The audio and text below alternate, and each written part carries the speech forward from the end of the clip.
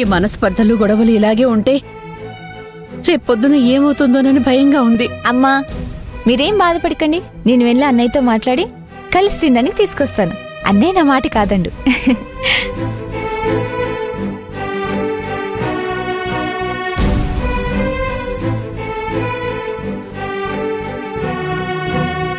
నువ్వు కూడా ఒకేసారి తినేసేయ్. నేను తర్వాత తింటానులే బావా, ముందు మీరు తినండి.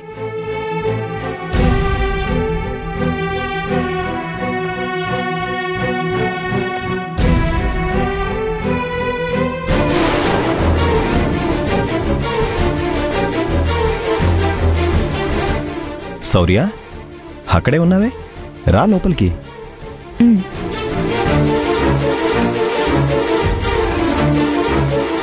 అన్నయ్య నీకోసం అందరూ కింద తినకుండా వెయిట్ చేస్తున్నారు. పదన్నయ్య కిందకెళ్దాం. శౌర్య, నేను మీ అన్నయ్య ఇక్కడే తింటున్నాం. మీరందరూ మా కోసం ఎదురు చూడకుండా మీరు తినేసేయండి, సరేనా? లేదు వదినా, అన్నయ్య ఎప్పుడు మాతో తినకుండా ఇలా ఒంటరిగా తినలేదు. రోజులెప్పుడూ ఒకేలా ఉంటాయా శౌర్య? అలాగే అలవాట్లు కూడా మారిపోతాయి. మీ అన్నయ్య కిందికొచ్చి తినే మూడ్ లేదు, అర్థం చేసుకో. అన్నయ్య రా అన్నయ్య, అందరూ బాధపడతారు. అందరి గురించి బావే ఆలోచించాలి, బావ గురించి మాత్రం ఎవ్వరూ ఆలోచించరు, అంతే కదా? అలైక్య, శౌర్య, నిజంగా నా మూడేం బాలేదు. నేను రాలేను, మీరందరూ తినేసేయండి. నా గురించి ఎవరిని బాధపడొద్దని చెప్పు, వెళ్ళు. అన్నయ్య ఇలా ఎప్పటికీ అనడు. అన్నయ్య మనసు వీళ్ళిద్దరే మార్చేశారు, అర్థమవుతుంది.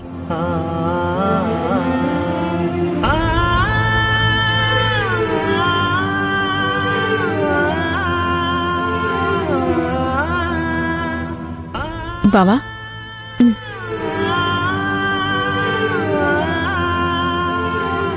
రే మాధవా, మీ అన్నయ్య వస్తాడంటావా? శౌర్య వెళ్ళి పిలిచా కూడా రాకుండా ఎలా ఉంటాడమ్మా? శౌర్య అన్న అక్క అన్న అన్నయ్యకి ప్రాణం, వాళ్ళ మాట కాదండు. అవునమ్మా, తప్పకుండా వస్తాడు.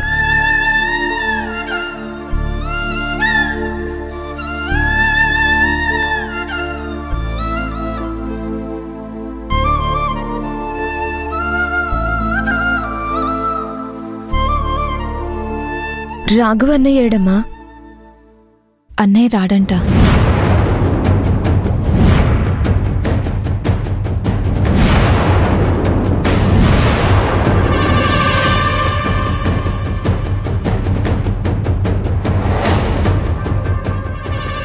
ఇంతకీ ఏమన్నాడు?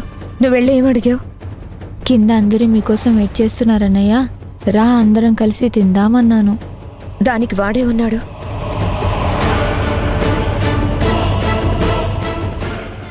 లేదు, మనసు బాగలేదు అన్నట్టుగా చెప్పాడు.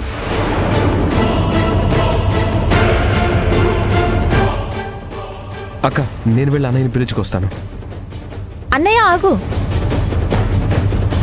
నువ్వు వెళ్ళొద్దన్నయ్య. అది కాదు శౌర్య, అన్నయ్య ఆకలితో ఉంటాడు. అన్నయ్యకి మనందరితో కలిసి తినడమే ఇష్టం. అది ఒకప్పుడు అన్నయ్య. అన్నయ్య వదిన ఇద్దరూ కలిసి ఒకరికొకరు తినిపించుకుంటూ బానే ఉన్నారు.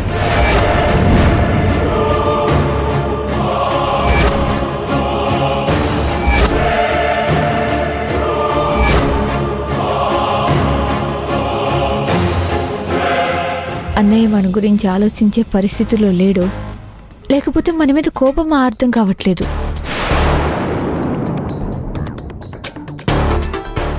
అన్నయ్య ఎందుకమ్మా ఇలా మారిపోయాడు? అన్నయ్య నన్ను వెళ్ళమన్నప్పుడు నాకెంతో ఏడుపు వచ్చింది.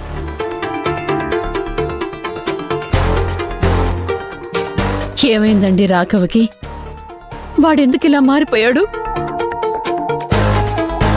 ఖచ్చితంగా అలేఖ్య విరూపాక్షనే వాడి మనసుని ఇలా మార్చేసి ఉంటారు.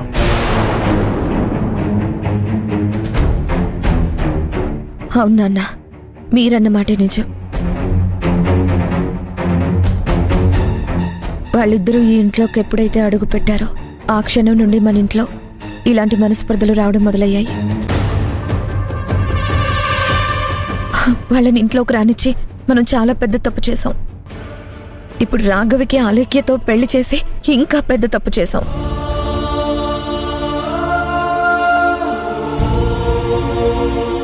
వాళ్ళిద్దరిని పిలిచి ఇప్పుడే కడిగేస్తాను.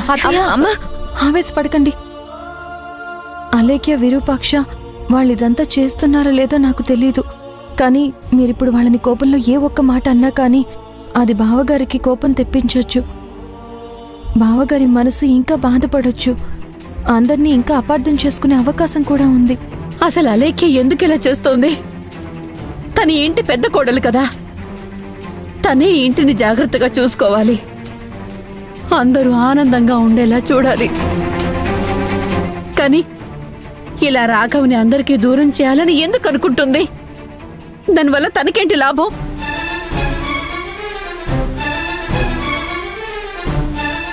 అదే కదా తులసి, నాకు అర్థం కావడం లేదు. ఈ ఇంట్లో పరిస్థితులు ఎప్పుడు చక్కబడతాయో ఏమో.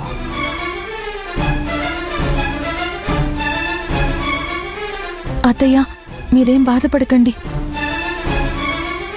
ప్రతి ఇంట్లో అప్పుడప్పుడు ఇలాంటి సమస్యలు ఎదురవుతూనే ఉంటాయి. ఇక్కడ సమస్య అంతా నా వల్లే వచ్చింది.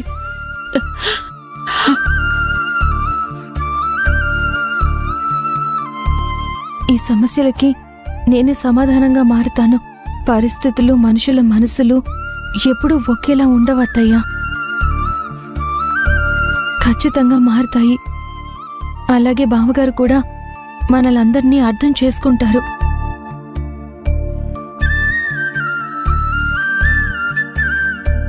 జరిగిన తప్పులు పొరపాట్లేనని, కావాలని చేసినవి ఏమీ లేవు అని తెలుసుకుంటారు. బావగారు త్వరలోనే మీ అందరి ప్రేమకి కరిగిపోతారు. తన కోపాన్ని వదిలేస్తారు. మనమందరం ఆనందంగా కలిసే ఉంటాం. ఇదంతా జరుగుతుందంటావా? జరుగుతుందత్తయ్యా. అతి త్వరలోనే జరుగుతుంది. నన్ను నమ్మండి. మన కుటుంబం ఎప్పటికీ ఉమ్మడి కుటుంబంగానే ఉంటుంది.